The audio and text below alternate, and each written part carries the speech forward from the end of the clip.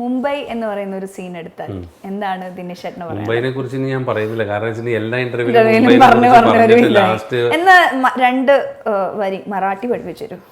മറാഠിയൊക്കെ പഠിപ്പിച്ചു തരാം. മല മറാഠി മൈത്തിയേ, മല മറാഠി മൈത്തിയേ, മല മറാഠി മൈത്തിയേ. എനിക്ക് മറാഠി അറിയാം. വളരെ എളുപ്പമാണല്ലോ. പഠിപ്പിച്ചില്ല, 2 പേരും ഫുൾ ടൈം പഠിപ്പിച്ചു. അതിൽ ചോദിച്ചാൽ അങ്ങനെ പറഞ്ഞാൽ പിന്നെ എന്തെങ്കിലും ചോദിച്ചാൽ മിണ്ടരുത്. പക്ഷെ മറാഠി ഒത്തിരി ഹിന്ദിയായിട്ട് കുറേ സിമിലാരിറ്റീസ് ഉണ്ട്, കുറേ വാക്കുകളൊക്കെ. പക്ഷെ പ്യുവർ മറാഠിയിൽ ഇല്ല എന്ന് പറയുന്നത്. ഞാൻ ഈ ബോംബെ മറാഠിയാണ് പഠിച്ചത്. ബോംബെയിൽ ഹിന്ദിയായിട്ട് ഇതൊന്ന് മിക്സായി കിടക്കുകയാണല്ലോ. ബോംബെ 2 വാക്കുകളിൽ ഒതുക്കാം. ഉപജീവനാർത്ഥവും സിനിമയോടുള്ള താല്പര്യവും എല്ലാം ചേർന്നിട്ടാണ് ബോംബെക്ക് പോകുന്നത്. ബോംബെയിൽ ഒരു 12 വർഷക്കാലത്ത് ജീവിതം ഉണ്ടായിരുന്നു. ബോംബെയിൽ നിന്നാണ് കലാജീവിതത്തിൻ്റെ ഒരു തുടക്കവും. പിന്നെ നാട്ടിൽ നിന്ന് ചെറുതായിട്ട് മിമിക്രി പരിപാടികളൊക്കെ തുടങ്ങിയിരുന്നു. പക്ഷേ ഒരു അവസരങ്ങൾ കിട്ടുന്ന അവിടെ ചെന്നിട്ടാണ്. അപ്പോൾ അങ്ങനെ പലതരം ജോലികൾ ചെയ്യുന്നതിൻ്റെ ഇടയ്ക്ക് ഉള്ള ഒഴിവ് സമയങ്ങളിൽ ഇതുപോലെ മിമിക്രിയും ഗാനമേളയും കോമ്പയറിങ്ങും ഡബ്ബിങ്ങും പിന്നെ അസിസ്റ്റന്റ് ഡയറക്ഷനും കോപ്പി റൈറ്റിങ്ങും ഒക്കെ തുടങ്ങി. അവിടെ നിന്നാണ് പിന്നെ സിനിമയിലേക്ക് ആഗ്രഹം മൂത്ത് തിരിച്ച് നാട്ടിലേക്ക് പോരുകയായിരുന്നു. 1-2 തവണ വന്ന് ട്രൈ ചെയ്തു, വർക്കൗട്ടായില്ല. ഒരു 3ാമത്തെ ഒരു അറ്റംപ്റ്റിൽ ശരിയായി. അപ്പോഴും ശരിയായെന്ന് വെച്ചാൽ ഒരു ചെറിയ അവസരം കിട്ടി, പിന്നെ ഇവിടെ തന്നെ പിടിച്ചു നിൽക്കാൻ തീരുമാനിച്ചു. പക്ഷെ ബോംബെ ഇപ്പോഴും മനസ്സിൽ അങ്ങനെ തന്നെ ഉണ്ട്. ഡബിംഗ് പറഞ്ഞപ്പോഴാണ് ആമീനില് മകരൻ ദേശ്പാണ്ഡെ, ആമീനിലും 2 കൺട്രീസിലും പുലിമുരുകനിലും എല്ലാം പുള്ളിക്ക് ഡബ് ചെയ്തിട്ടുണ്ട്. ഇന്നലെ അവൻ 3-ാം നട വായിച്ചത് കേട്ടില്ലേ? ഇവനാണോ എന്നെ തോപ്പിച്ച് കപ്പടിക്കാൻ പോണത്? ഇന്നവൻ വായിച്ചു തീർക്കും.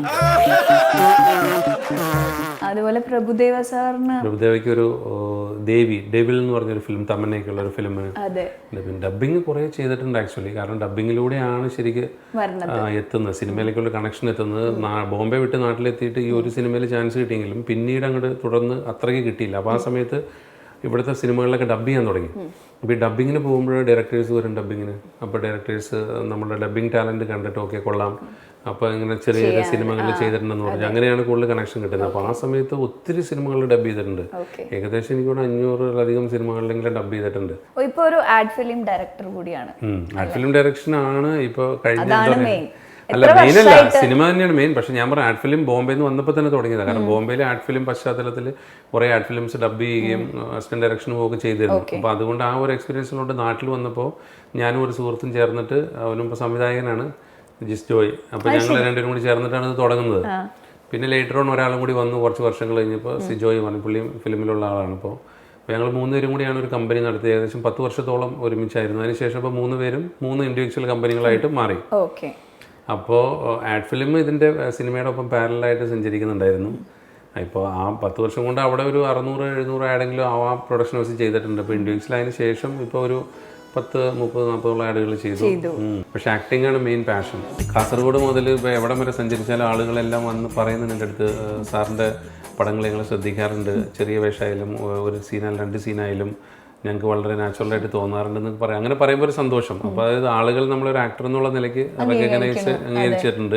ഒത്തിരി ആളുകൾ പറയാറുണ്ട് എനിക്ക് സാറിൻ്റെ പേരറിയില്ല, പക്ഷേ സാറിൻ്റെ സിനിമകൾ അറിയാം, സീനുകൾ അറിയാം എന്ന് പറഞ്ഞ് നമ്മളുടെ സീനിലെ ഡയലോഗ്സ് പോലും ഇങ്ങോട്ട് പറയാറുണ്ട്.